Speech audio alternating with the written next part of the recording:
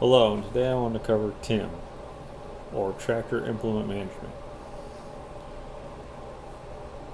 With a Fortima or a Comprima round baler, there is the possibility of the baler controlling the tractor during the baling process.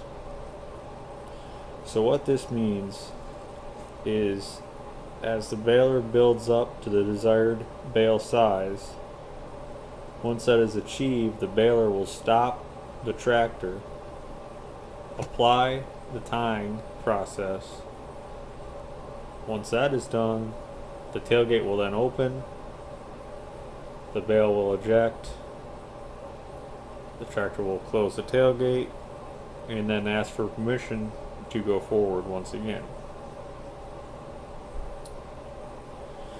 To achieve this, one, you're going to need an isobus compatible tractor with a forward reverser and an infinitely variable transmission.